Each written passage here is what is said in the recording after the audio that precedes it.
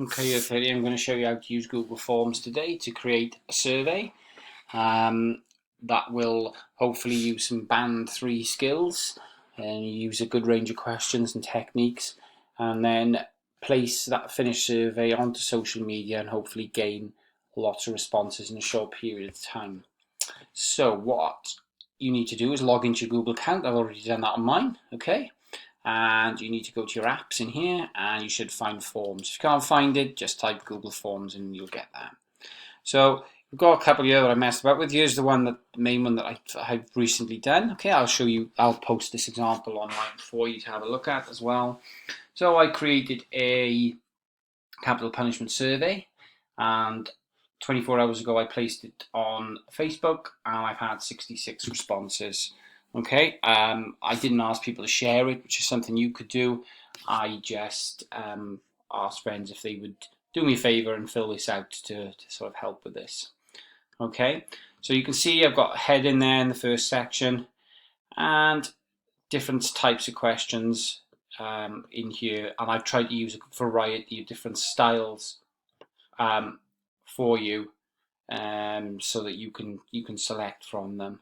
This type of matrix style question I was previewed to you is really useful. Okay, so what it does is it'll ask a question like this. Okay, it's a pretty long-winded question in there. Okay, and then you can either strongly disagree, agree, or strongly agree. One thing you can do, one thing I've got missing from there is like a neutral option in the middle. Two schools of thought on this. If you put a neutral option, some people will cop out and you won't really get an opinion on what you're trying to find. You want to try to make them give an opinion one way or the other. But then some people think it's a bit unfair because they may not have an opinion on it neutral. So there's different schools of thought on that. It's something you could justify.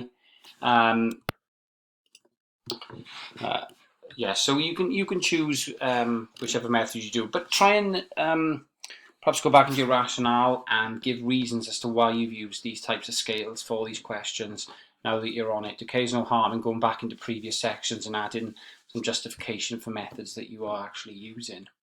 So if we have a look at this particular one, if I go up here, we've got preview there, and this is how it would look to users. We can click next, and it comes up like this. So you have to answer these. The star shows you how to do this, makes it required. So you have to read the question, the statement, and then strongly disagree, etc. with it. In these, you read the statement. The death penalty is unfair because innocent people may be convicted and executed. So you can agree or strongly agree with these different kinds of things to get this information. So there's lots of statements there about the topic. So you're trying to get opinions. So you're giving a statement and you're getting somebody's reaction to it in a closed manner. Much easier to analyse than if you just gave them a text box to write in, because you get all sorts of answers. The next one here is tick boxes. Your tick boxes allow you to choose more than one item. Okay, so which crimes do you believe should be capital offences? So you can select ones that you decide, okay, would be applicable to it. The other box, you can click here and you can type something in. Okay, that's always useful with that. And then we've got a slide and scale. Now these are really good for doing some work on with averages, etc., because they actually return numerical values, and learning outcome 4 is using numeracy. So this kind of stuff, if you do have some scaled questions, that can be really, really helpful. Okay, so there's not a ton there, but it's a lot to get some information out, and you'll see that when we try to analyze the responses I've got in a later video. But these are really important. Okay, getting some information on the population that are answering it, finding out who they are and seeing if there's a difference of opinion or excluding certain ones, etc. Okay, so obvious ones, there are more than I just put in this, is gender and age. Okay, and you can, I've got education level there. There are other things like ethnicity you can have jobs or earning, what they earn a year, so you can look at it from like a social perspective. Okay, again, you would need to justify in your rationale why you'd be using these kinds of things, okay, and how you were going to use them. You know, looking at the difference between what males and females think about capital punishment is much better than just looking at what people think, or perhaps you can see if there's a difference in opinion between old and young on it, or at what education level. Okay, gives you just that little bit of difference in analysing it, and you'll see that statisticians do use this kinds of information when they're doing it. So how do you go about making one of these? Okay, so what I'll do is I'll go back to my Google Docs and the forms part of it, and I'm going to create a blank one. Really straightforward. Okay, so I'll just do a little test survey here just to show you different things and how they do it. Okay, so that's the heading, capital punishment last time. This is where you put some more information. Okay, so the first one is, I'll show you, so this is multiple choice question. These create little buttons called radio buttons. So this is a multiple choice question, so I could do what is gender, question mark. Notice I've got some suggestions here, okay, because Google's clever and it's worked out that's what I'm trying to do. You could do a prefer not to say on it. I did on the other one. Again, you can justify that in your rationale whether or not to use that. I'm going to make it required, which means they have to answer and not leave it blank, because I want this information, so I've got a multiple choice question there. For the next question then, sorry, just the zoom, I'm going to add, and I'm going to do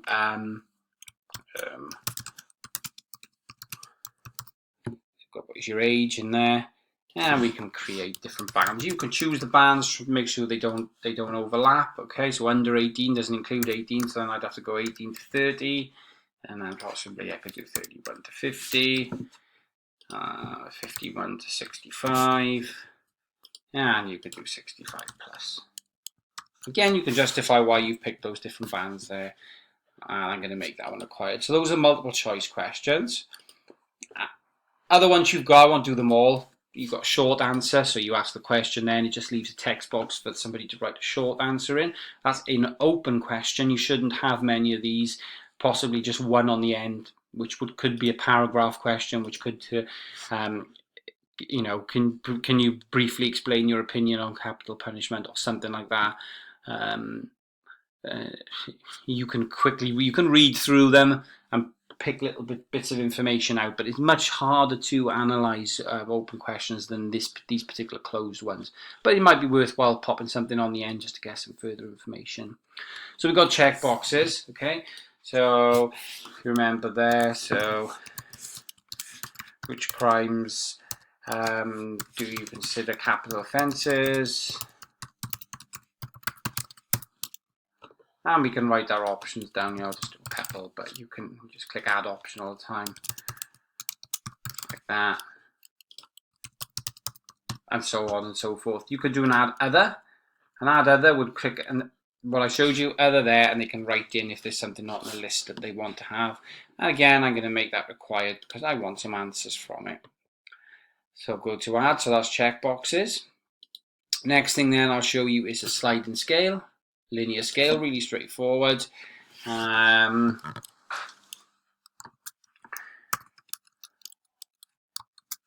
you ask the question in here, if you remember on mine, is capital punishment worth the risk of executing?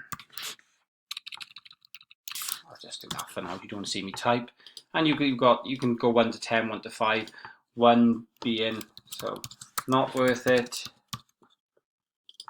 worth it, and they can choose somewhere in between. Really nice for doing some numerical data on it, and that's a linear scale one.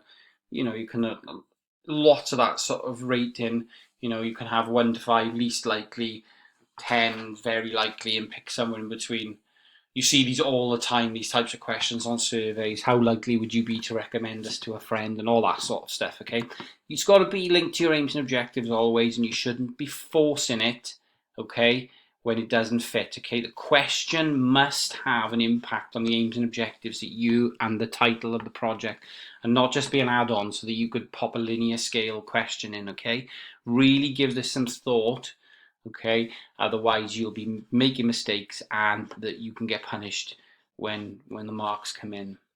The last one, okay, the matrix style question down here, the multiple choice grid.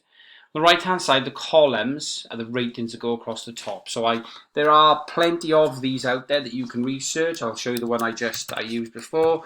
You know, the strongly, disagree.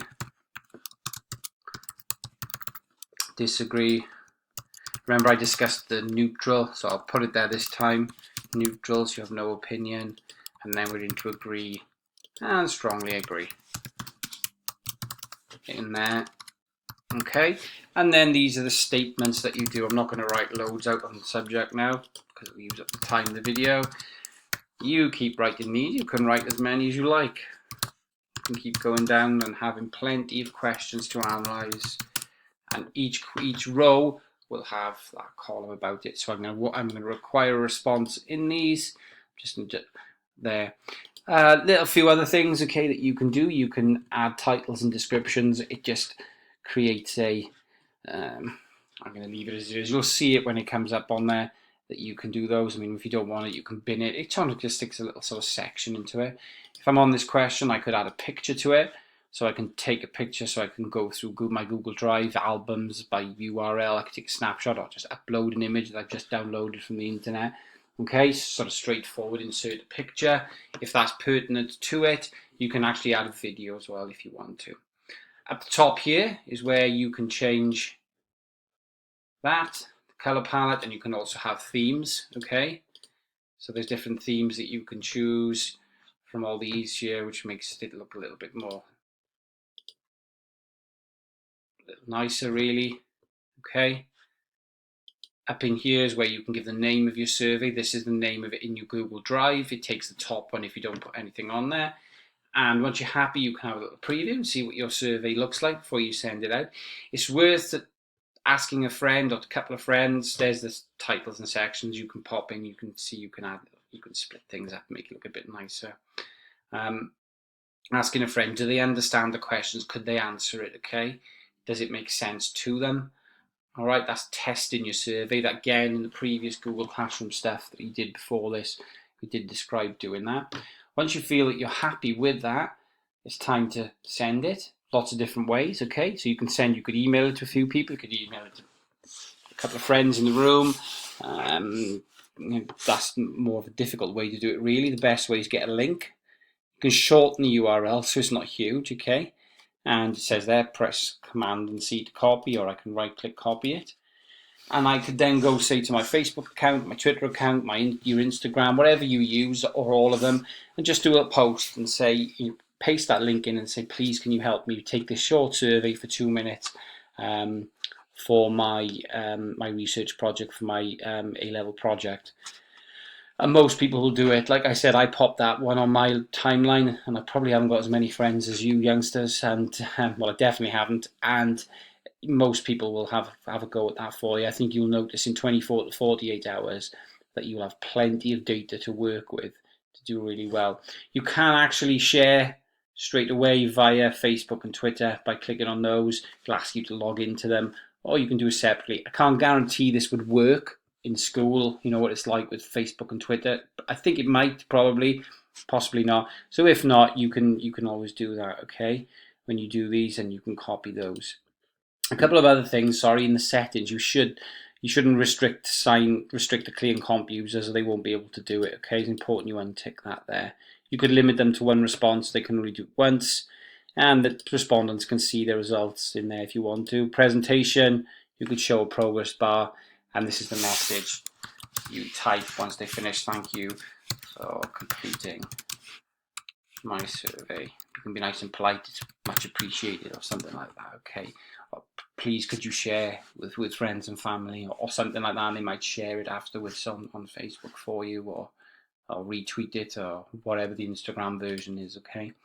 So that's all done there for you, and like I say, this can elicit so many responses for you. Like I say, capital punishment survey that I did, well, didn't I got lots of responses in a sort of a short period of time on that. Okay,